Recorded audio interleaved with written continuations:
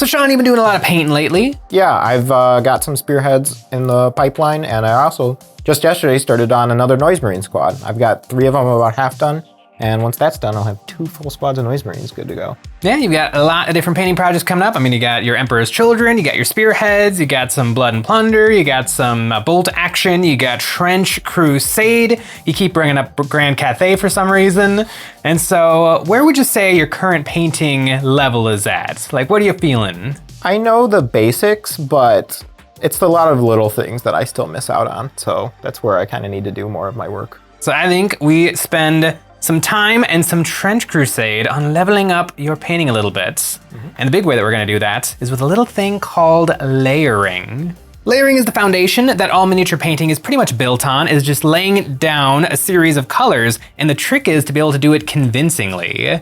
It's kind of tricky, but if you can pull it off, then you really start to understand, number one, you can start to have really good brush control, but then you start to really understand what's happening when you're painting, and it kind of gives you a better idea of what's happening when you start to do some special effects, like dry brushing or airbrushing or glazing or washing. And the way that we're gonna figure this out is on these Trench Crusaders. These guys are a little bit fantasy, a little bit sci-fi, and so they should have a lot of opportunities for some stuff. Sean's 500-point or Ducant Trench Crusade warband is Heretic Legion, the Knights of Avarice. He has forgone bringing a bunch of little chap dudes and instead put it all into heavy hitters. Artillery Witch, a pair of anointed heavy infantry, and a good old Heretic Priest. Obviously the Artillery Witch is the coolest. You've told me, but I still don't remember these guys' names. And I don't know, this guy's never knocked my socks off. It's the Priest. He's priestly, he's got something, but I don't think they're quite as cool as my guys. The Catacomb Sappers. The Catacomb Sappers are our invention, Eons of Battle miniatures. Designed by us and sculpted by the wickedly talented artist Carlos Perez Bujedo, and they are perfect proxies for the principalities of New Antioch. These are 3D printed prototypes, but on our GameFound campaign, they will be offered as resin cast miniatures, or as STLs to print yourself. The project, The Catacombs of the Blessed Dead, an official collaboration between Eons of Battle and Trench Crusade, is in the pre-campaign right now, but in a few days, it'll be live and you can follow in the link in the description below to stay updated. These are the righteous defenders of the Catacombs of the Blessed Dead. My 500 Ducant list features all of these fellas: the Sapper Commander and his deadly shovel, Holy Gunner and his big ol' Shosho machine gun, and Sapper Foot Soldiers with a smattering of shotguns and grenade launchers, standing in for Lieutenant, Sniper Priest, and Yeoman. Sean's already put together his guys, I still have to do a little work on mine. I glued all the parts together, picking out the best poses for my foot soldiers and getting the weapons attached. The guys with the grenade launchers are the Trench Moles, a slightly better yeoman who can start the game in no man's land. These fellas will need some bases and I want them to match with their home, the Catacombs of the Blessed Dead. I glued down some 1/8" cork and used my Dremel tool to give the floors an irregular surface. Then I mixed up some milliput and started cutting out some bricks. I stacked these up in the corners, making little piles to stand behind my Sapper Commander with 2 little bricks in front of him. I used my hobby knife to work in some texture, and then I covered the base in sand texture paste. I cleaned the paste off the bricks and then stuck down some skulls from the Citadel Skulls box. Sometimes the catacomb walls get damaged and spill the remains of the blessed. You can only be so careful with a grenade launcher. I let the milliput firm up for a little bit and then cut out some more bricks that I sprinkled throughout the rest of the bases. For the Holy Gunner, I gave him an entire brick road under his feet. I glued all my boys down and they look perfect next to the catacomb walls. I've got my little catacomb commander all done. The bases, to do them this way, definitely takes a little bit of finesse, but I like them matching the walls perfectly. Your bases are already done. Yeah, I'm going a little simple. I'm just using these trench warfare bases from Zabavka Workshop. They're already all done. If you want them for yourself, you can go on our website right now and get some. No milliput or basing sand required, because Sean cheated. To get started, we sprayed everything with a dark reddish brown. This will help with the layering, working up from that brown. We decided to start out painting Artillery Witch, working on our non-metallic metal gold. I showed Sean what to do, practicing on the anointed heavy infantry. We started out taking a dark earth brown and painting this on in patches, ignoring all the detail and decorations, focusing on the shapes and light. We put this on the upper parts of the model, and I worked on the anointed while Sean painted the Artillery Witch. We did 2 coats of this, making big patches that really cover the upper parts and left the brown in the recesses. This color was Vallejo Earth, and we switched to Army Painter Prairie Ochre, a slightly lighter brown. The next color covers 80% of the last layer. I can look at what I did before as a guide for what to do with this color, highlighting up to the brighter spots of the armor, still ignoring all the detail, just focusing on the shapes. Looking at the volumes of Artillery Witch, she's pretty simple, with nice round shapes. After some finessing, she was looking nice and warm. Next, we stepped up to another color, moving from Prairie Ochre to Wasteland Clay. Still using the last layer as a guide, we put on less of this color, making a patch of this right on top of the last layer. Letting it show in between this layer and the last, each layer is going on a little quicker than the last because we're putting down less paint. After the wasteland clay, we mixed up some ice yellow, a warm white into the paint to brighten it and did another layer. All of these layers are forming highlights, and we've been ignoring the shapes of the armor, focusing on what would be hit directly from above. Now that we're working with really bright colors, we can start to factor in the details. With this color, we edge highlighted everything except for the deepest recesses. Artillery Witch has a lot more detail than the Anointed with all of her filigree, but Sean managed it well. Next up, you might think pure ice yellow, but we switched to an almost white tan. This will stand out starkly against the yellow colors and be our shiniest, most reflective highlights. This only went on in a few spots, a little bit of edge highlighting and a little bit in the center of each of our previous layers. This is the glisten, the specular highlights. That big jump in hue will make the armor look shiny and metal. 3 hours later, look at this witch. Just turning out pretty good. Yeah. Think about how many individual brushstrokes are on that model. It's a lot. Layering is the hardest way to paint a figure, but it's essential. It's being able to go from nothing to finished colors using only a brush. It gives you total control, total freedom. Takes a bit. On my painting desk, I've been working on these Blood and Plunder French sailors, and because I've never painted historicals before, I've been using only layering so that I can really see the models come together. Takes a little bit of extra time, but it is very worth it. The only thing that's tricky is the highlighting. A good rule of thumb is to hit the high points, but eventually you can't do that anymore because your highlights are getting smaller and smaller. So when that happens, you just gotta make it up. You just gotta go to the Pinterest in your mind and think about every shiny thing you've ever seen, every suit of armor in Lord of the Rings, and you make it up. But you do that enough times, eventually you're just making it up. Starts to look pretty darn good. So what did you think of layering? It's definitely daunting thinking about it, but in the process, it was pretty easy. Yeah, I mean, you did the Anointed in between working on the witch. What's her name? The Artillery. The Artillery Witch, as for practice, and he's pretty spicy. Almost all the gold done in just now. Yeah, only a couple hours. All right, leave. I gotta work on my guys. Okay. Sean's headed home for the day, but I still have plenty of gas in the tank and some new minis to paint. And I'm going to be doing it the exact same way with nothing but layering. I gave all my Catacomb Sappers a black prime, and I'm not going to base coat them. Just work straight up from the black for my Sapper Commander. I started out base coating his cloth in a nice blue, giving it 2 coats to get full coverage. Then I mixed some dark purple into the blue and glazed this over the details, like his bones, the folds of his cloth, and the recesses. This purple color will make the shadows look dark without them actually being a dark black. Then I mixed some light blue into my base coat blue and started layering up, putting this over about half the blue. Working slow with nice thin paint, each layer got a little smaller and a little more precise, following edges and folds in the fabric, and making sure his collar and shoulders got fully hit. I mixed in some more white paint into my blue to jump in value, getting a light color that I can really draw with, doing some bright marks on his shoulders, around the upper parts of his coat, and edge highlights everywhere. This jump in value is much more subtle than when Sean and I were doing non-metallic metal gold. And that's perfect, because this cloth is soft and not as reflective, so it shouldn't have those big jumps in value. Now the blue is all done, time to switch to another color. I want to complete the clothing, so it's time for those bones. I took a yucky brown-green color, mixed in a little bit of black, and base coated all the bones. I got a little bit of blue on these parts, so this is just going to be a nice base coat, and then I painted the pure green-brown hitting everything but the deepest recesses of the bones. Then I mixed in some white paint and started layering, covering up a lot of the previous layer. These bones are pretty shiny, so I want a lot of bright colors in the final result. Another layer with more tan, focusing on the upper parts of each bone, getting them brighter still. Then I mixed in more white and did some small dots and wiggles to start working in a texture. The bones aren't nice and smooth like the cloth, so a different texture will help them stand out from the clothing. Then I did more and more scratchy layers of paint, working my way to pure white, which I only put on a little bit of, mostly on the round ends of the bones, and some of the peaks in the middle of the pelvis and shoulder blades. Man, does this guy like bones. I wonder who he's wearing. The cloth's done, the bones are done, time for the armor. My inspiration is World War I French uniforms.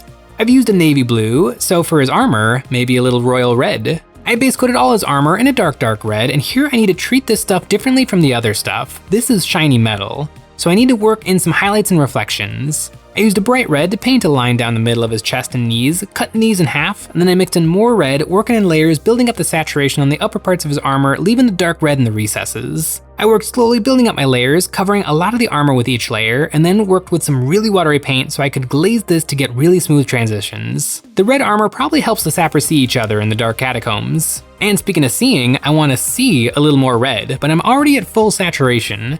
so I switched to legendary red. This is a color with some orange in it. I used this to edge highlight the armor and glaze this in the middle in the brightest, most saturated spots of red. Then I mixed some white into this color and did some tiny little scratches on the armor. Like these are nicks and scratches that are catching the light and standing out a little bit more proudly from the surrounding armor. Now he's really coming along, just a few things left, like his trousers. I think some nice brown pants for this fine Frenchman.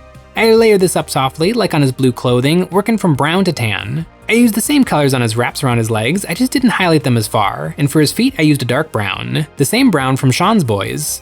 Highlighting is really good at letting you focus. I can spend some time thinking about each different element. What is the finish like? What kind of reflections is on each thing? What is the texture of each thing? Sometimes this can be done with things like airbrushing, washing, speed paints, and contrast paints, but when in doubt, layering will always work. It's just brute forcing the colors to be in the right spots in the right ways. I love the sappers. They have been a labor of love. Our terrain sculptor, Radium Minis, who sculpted all the catacombs of the Blessed Dead, came up with the trench sappers, and we worked together to really flesh out what these characters could look like. Then we worked with the miniature sculptor Carlos to turn them into a reality, and now they're in my hands. I remember some late nights photo bashing the sapper commander, and now he's perfect. From his battle shovel to his little mustache. Sean, you're back. Yep. So last time we worked with kind of a lot of colors, but it was all in service of the gold. We have the gold done, and that was non-metallic metal. Now it is time to work on just cloth, a different material. We'll tackle the cloth the same as the non-metallic metal gold, just being a little gentler with the highlights. First, we base coated all the cloth with a terrestrial titan. Then we mixed in a little elderflower and started highlighting. I showed Sean by doing the skirt of one of the anointed heavy infantry, following every wrinkle and volume of the cape, leaving the purple in the recesses. Then we mixed in more pink and put on less of this, starting to introduce a texture by giving the brush a little tremble as we put it on. Then some more pink, focusing on the upper parts of the cloth. And continuing to brighten up the cloth, we worked through 5 layers to go from the dark recesses to the brightest spots. Now it looks good, but I think the recesses could be a little darker. We took a dark blue and watered it down so it was really thin and glazed this into the recesses. This will tint the cloth, getting the shadows bluer. Having the experience of doing the non-metallic metal gold definitely helped a lot. But this cape is softer, with a different feel to it, so it's a little easier to see where the highlights will go. I can just follow the lines in the cloth, and with the artillery witch, her cape is really billowing, so it's easy to see and reach everything with a paintbrush. Jay helped me with the first half of her skirt, and I took that and did the same thing on the other half, then the back half of the cape, and then the rest of the cape. It's looking good so far. 2 hours of blending on the cape. Looks pretty good. Yeah, it's a little different to the armor, but there's a lot of it. And there's a lot of it 2 hours in. There's still plenty left to do on that cape because she is very, very decorated. This is my favorite Trench Crusade model, so I don't mind really taking my time on her. Finding all the little shapes and embroidery on her cape and hitting it with the same colors and the same steps from the non-metallic metal on the armor. I used this model in my first ever game of Trench Crusade versus Jay, and it instantly killed 2 of his models, including his leader from the other side of the board. No matter what game, artillery is perfectly balanced.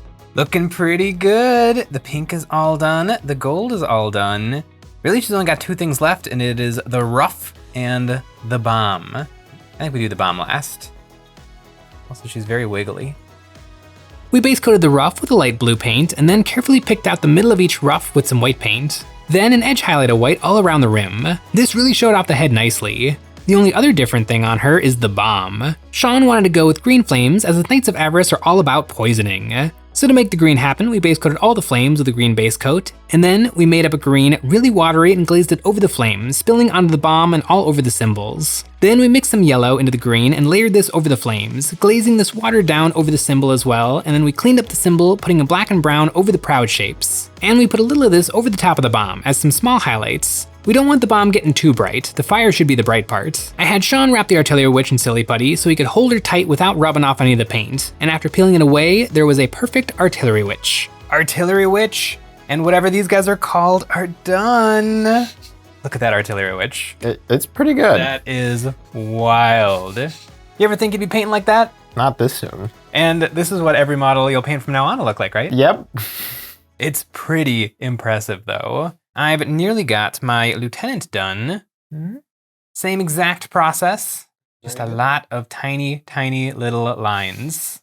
Now, do you really think that your evil guys can handle my Frenchman? I think so. Now that you have the experience of painting up these 3 fine fellows, you think you can handle the priest all on your own? I sure hope so. While we're doing that, and work on Murder Hobo. The Holy Gunner is a wild guy. I started off layering his cloak, base coating it brown, and then putting on lots of layers, working all the way up to pure white. The cloak covered in trinkets and relics sets him apart from the much more militaristic sappers. This guy is a blind zealot, unable to see unless a holy vision reveals an enemy for him, that he can then light up with his machine gun. He doesn't need a uniform or armor, he just needs his faith, and a good supply of the 8mm Lebel cartridges. I painted all the armor exactly like I did on the rest of the Sapper Commander. In classic fantasy fashion, he's wearing his robe on the outside of his armor, and although he can't see, it's a good idea for him to be very visible to his comrades, so they don't end up getting on the wrong side of his Shosho rifle. I picked out all the little bones cascading down his front with a green-brown, and then it was time for his face. He has a big old bald head with a cross branded in his forehead, and I spent a long time getting his dome properly chromed with saturated red beiges all the way up to white paint. Then I took a gray and very carefully painted on little wiggles, like he has script tattooed over his head. Undoubtedly a prayer so that all of his bullets will find their targets. For his beard, I started with a really dark gray, highlighting up to a mid-tone gray, and then just a few small highlights of light gray. I want his beard to remain dark so he doesn't start to look like Santa Claus. Now there's just a few things left on this sucker, like his crucifix, and for his shield, I used some grays on my dry brush to base coat, making it darker on the bottom and then brighter on top. Then I glazed a sickly green-brown to tint and then started to pick out every bone. This shield is made up of bones of previous priests who lost their lives defending the catacombs. Flipping the shield over, there are more Shosho magazines. Although his role is sniper, long-range shooting isn't as much a priority in the close confines of the catacombs. Laying down steady streams of bullets is much more pragmatic. Now for my favorite part, his rifle, the Shosho, the worst gun ever made. I want to keep it dark, so I put on a very small number of very small highlights, leaving most of the gun a nearly black gray. I can't wait to blast away at Sean with this thing. It gets 2 shots, 2 chances to down some filthy heretics. Now that the model is nearing completion, I can hit the bones around his head and my little lunatic is ready for action. And he couldn't be done a moment too soon because Sean is back and he's been painting. This is how far I got. Ooh, very nice. The cape is very good, or his cloak, or his skirt, or his dress, or whatever it is. Man, I'm kind of coming around on this guy. He's kind of cool. The only thing I wasn't too sure about was the power plant and the weapon, because I could see the power plant being a white because it's a skull, and the weapon, I don't know at all. Yeah, his powerful stick. I know my way around a stick. I can help you out with the stick. To finish off Sean's warband, we painted the weapons very similarly to the Holy Gunner. A black paste coat, some edge highlights of gray, and as the edge highlights got brighter, they got smaller, ending up at edge highlights of almost white gray. We also used these colors on the backpacks and pouches as well. Now for the burnt up arms, we highlighted these in reverse, starting with the red skin and then layering on some gray and then black paint. You would think that some arm armor would protect their skin from the heat, but I guess they like the sensation of their skin melting off. That's the anointed heavy infantry all done. Now to finish off the heretic priest. There isn't much to work with for the shaft, so we painted on some very thin lines running down the handle. We painted them close together around the top and then getting wider and wider towards the bottom. In the second round of thin gray lines to make these brighter. Then for the symbol, the upside down star is cool, but it could be cooler with some special effects. It's been a hot minute since I broke out the Uhu glue. I took this onto a toothpick and then stretched it over the symbol in stringy lines. Then I went in with some blood for the blood god and painted this over the strands. This colors them and also strengthens them a little. All 4 boys and the trench witch. Yeah.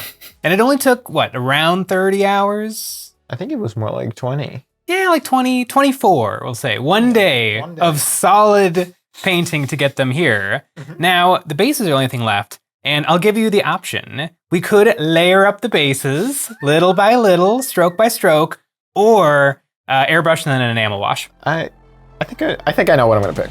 Sean's bases are 3D printed toppers from Zabobka Workshop and available from EonsOfBattle.com. We started off priming them in black and then gave each one a puff of white paint right in the center of each one. Then a coat of dark wood wash enamel. This flows into the cracks and crevices, making the wood pop. Once that was dry, they got a dry brushing a tan and then a little bit of burnt umber ink to make them a little bit more saturated brown. We were finally painting the rims of the bases black, and then Sean's warband is done. 500 points of heretics!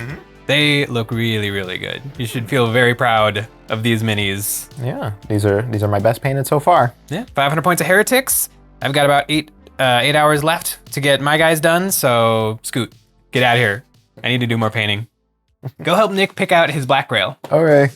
I have Sapper Commander and Holy Gunner done, now it's just my 4 grunts left. Where the uniforms overlapped with my 2 heroes, I painted them up in exactly the same way. Then it was time for their special things. The heavy yeomen have packs of supplies, and I painted these in dark greens and browns, doing many layers and glazes to get them singing. Then for their faces, they have a few different styles of bare French faces, chainmail, and masks. If I was a Catacomb Sapper, I think I would go with the chainmail face. It seems to offer the best protection and comfort. There is something to spooky skull mask guy, wherein the literal face of your buddy is a powerful choice. And you know what else is powerful? Grenades. All these guys are covered in grenades. This is especially important for the grenade launcher guys. They can't move and shoot their launchers in the same turn, so in a pinch, they can just chuck a grenade. After some gray highlights, I carefully painted some white scribbling on their canisters, like they have labels for exactly how the grenades work. The sappers carry either shotguns or grenade launchers.